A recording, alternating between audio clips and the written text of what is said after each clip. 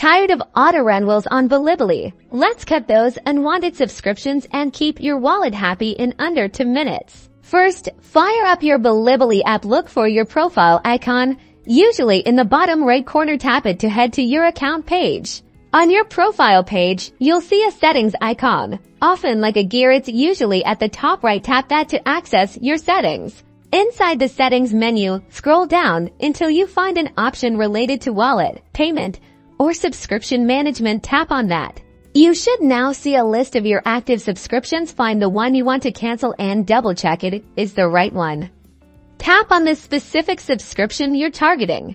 This will bring up the subscription details. Look for a button that says cancel subscription or unsubscribe. Pressing this button will bring up a confirmation page.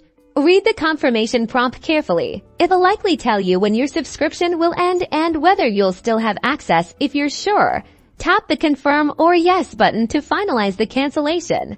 You should now see a confirmation message that your subscription's canceled. That's it. Now you can manage digital spending and enjoy only what you want.